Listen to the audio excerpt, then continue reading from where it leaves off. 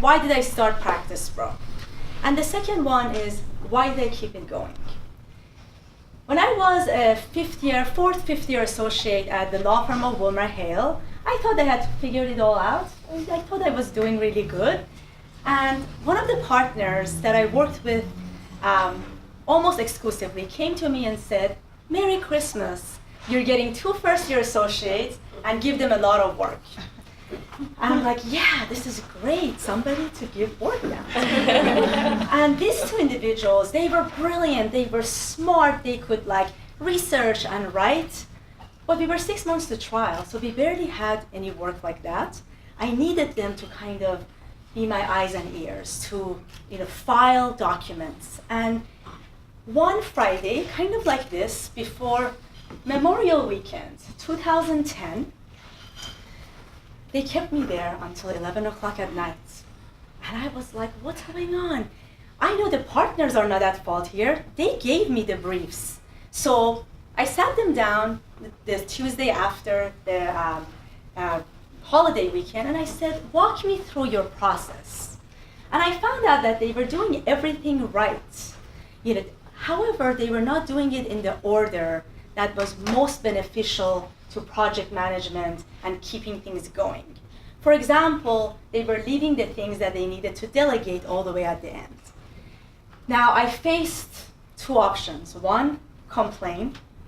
2, do something about it. So knowing that I had to work with them for at least 6 more months until trial, and they're going to have tons of these things to file, I created an outline. I called it How to Finalize a Brief for Niki.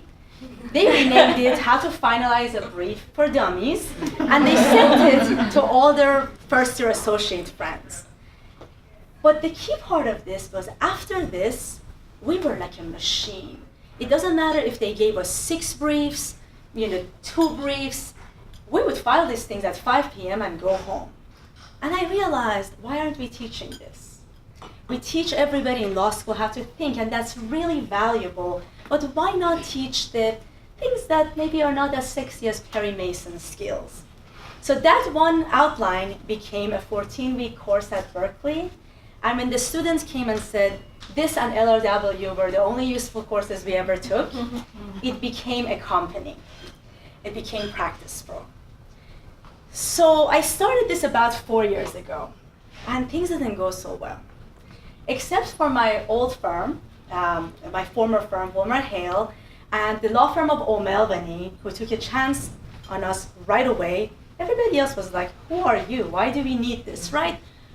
To their benefit, they didn't know what the value proposition was.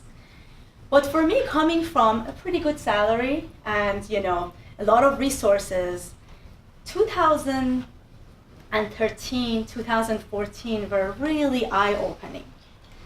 And I almost quit. I almost said, well, this was a good experiment, people need it, but nobody's going to pay for it.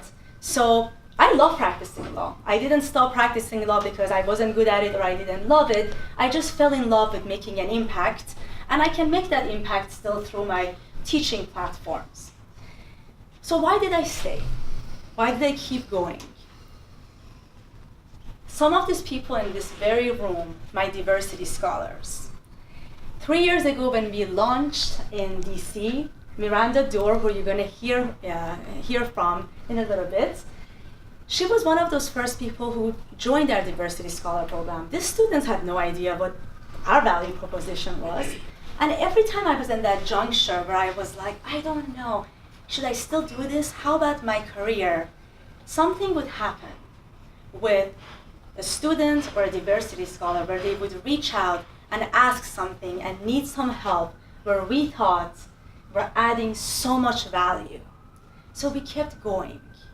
And then the next moment would come and somebody else would reach out, and we kept going. And I'm so glad to say that we did that. Because as I stand before you, we have 16 wonderful law firm partners. We also welcome Google and VMware as our partner, and we're working on a lot of innovative diversity and inclusion programs and training programs with them. But if I had just quit 2 years ago, we wouldn't get there, and you wouldn't be here. So I'm going to hand it off to my product. and let my product speak for itself. My amazing diversity scholars. But before I take my seat, I wanted to ask all of you to pay it forward. I already heard from some of our students who've been with us all day, how they plan to do it. Whether it's, giving advice to somebody else that is looking for law school or an incoming 1L, or formally getting involved, because it's you guys who have built this product by your demand, by your encouragement, and by your inspiration.